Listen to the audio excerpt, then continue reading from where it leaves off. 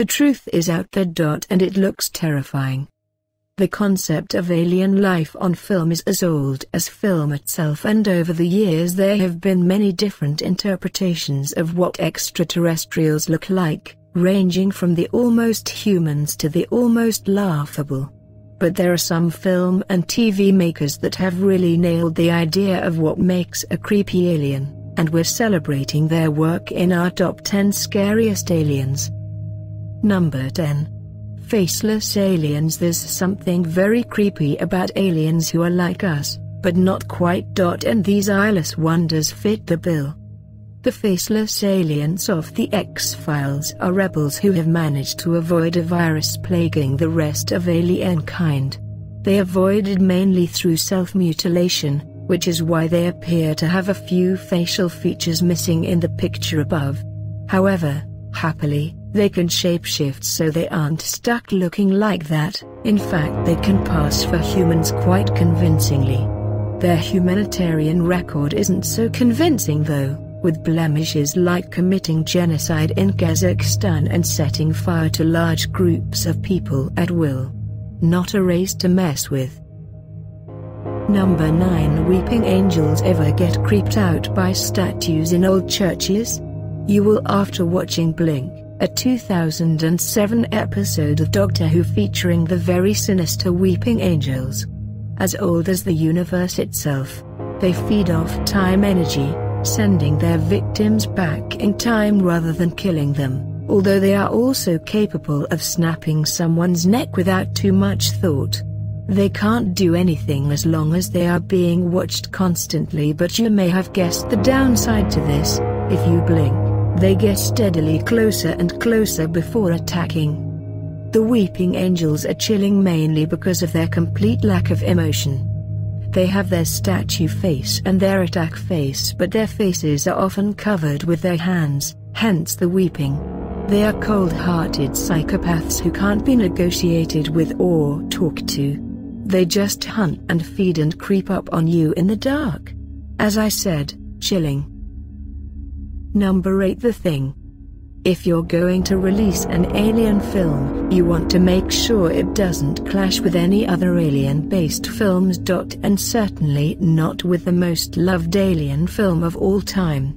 Opening just 2 weeks after E.T., on June 25, 1982, The Thing crashed and burned at the box office but has since become something of a cult classic. It features a genuinely scary alien who, like so many of these aliens, can shapeshift and resemble nearby humans. The movie is set in Antarctica, which is a natural backdrop for sci-fi horror, being weirdly and otherworldly. The alien spaceship lands and the Thing assimilates each one of the humans living there until no one can trust anyone else. There's one particularly creepy scene where one of the men is trying to revive what he thinks is his colleague before the man's chest opens up and bites his arm off. Then the Thing emerges, see above. Scary stuff, and a bleak ending too. Number 7. The Sarlacc. It might surprise you to learn that this Star Wars alien has changed a little over the years. Debuting in 1983's Return of the Jedi, the Sarlacc was a giant hole in the desert with huge, sharp teeth. By 1997's re-release it had acquired CGI tentacles and a beak. George Lucas does love a bit of CGI, especially when it comes to retrofitting it onto his classic saga. But for the generation who grew up in the 1980s, the original Sarlacc was scary enough. Living in the Great Pit of Carkoon, on the desert planet of Tatooine, it appears when Jabba the Hutt is trying to feed Luke and Han to it. Needless to say, they escape, but that gaping mouth of teeth probably haunted their dreams for weeks afterwards. And it still haunts the dreams of most 1980s kids today. Number 6. The Daleks. And talking about things that scared kids in the 80s, here are Doctor Who's enemies, the Daleks. You may wonder what could possibly be so scary about an upside-down dustbin on wheels that, until recently, couldn't even manage a flight of stairs. Well, Here it is. It's the flat, mechanical tone that tell you there is no hope for mercy with these creatures. If they want to exterminate you, they will. They fire a shot from their laser, you turn negative, and that's the last time you appear on the show. They are ruthless killing machines, but, despite what most people think, they are not robots. The Dalek is simply an outer casing for the mutant inside, what used to be a race of near-humans known as the Cades, but who mutated through exposure to a nuclear war and through the work of their evil scientist leader Davros. With the Cades now cyborgs, and with their pity removed, they make a formidable force who seem impossible to wipe out. The Time War was meant to do that, but they insisted on coming back. A good reason to hide behind the sofa. Number 5. The Blob. Another alien that doesn't look very threatening. The Blob of the 1958 film of the same name was essentially just a big gelatinous mound that was scared of the cold. But that mound had a nasty habit of swallowing people whole, starting with an old man, then a doctor's nurse before moving on to the doctor himself. And the more he swallowed, the bigger and redder he got, thanks to the wonder of 1950s SFX, food coloring. Some commentators have speculated that the creeping red blob was meant to represent communism and its eventual Arctic exile, the Cold War, but it's more likely that it was just a fairly silly monster movie. But scary in its own way. Number 4. The Shadows. A species that's described as the ultimate force of evil in the galaxy is never going to be friendly and cuddly. But these ghost-like shadows from TV series Babylon 5 are particularly freaky. Their exoskeleton looks a bit like a spider, but with only 6 jagged legs, and inside they are incorporeal beings who keep to the shadows and use stealth as their main attack weapon. However, their arsenal also included bioengineered deadly viruses which helped them to eliminate their enemies. They were eventually expelled from the galaxy, but not before they had left a great deal of death and destruction in their wake. Creepy on every level. Number 3. The Body Snatchers. Now, the less intrusive an alien race is, the less scary it is. In TV shows like The Event, where aliens have peacefully assimilated into our society and are working as pilots, it's hard to be too frightened of them.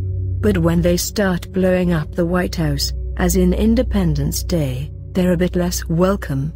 And by the time you get into probing territory, I think we can safely say that's most people's idea of a nightmare. It's also safe to say that body snatching is pretty intrusive. Starting life as a 1955 novel, the concept of the Body Snatchers has made its way into 4 different films: 1956, 1978, 1993, 2007 as The Invasion, and the basic idea is the same each time. The Body Snatchers find you sleeping, turn you to dust and replace you with a perfect copy that they've grown themselves. Taking someone's identity and turning them to dust as they sleep is pretty personal, isn't it? That's why these aliens are quite so chilling. Number 2. Predator. We humans might think we have the monopoly on hunting for sport, but Predator would beg to differ. First appearing in the 1987 film, this alien finds a planet to play on and proceeds to rip the inhabitants apart for fun. Starring Arnold Schwarzenegger, it's not the most intelligent film, but it is a whole lot of gore-packed action, and it is a convincingly scary monster, albeit in an 80s kind of way. It has spawned 2 sequels as well as the Alien vs Predator franchise, none of which really flesh out the Predator at all, but why mess with a winning formula? Number 1. The Alien. And if you were wondering who put the Alien into Alien vs Predator, look no further.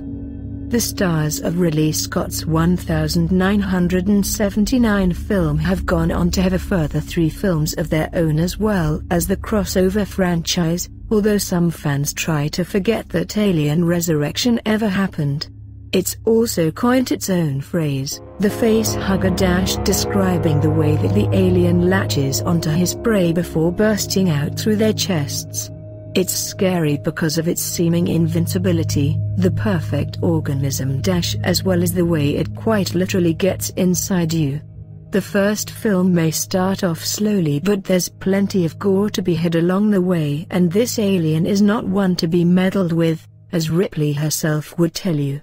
Just don't bother watching Alien Resurrection. It's hard to be scared when you're too busy laughing at the plot.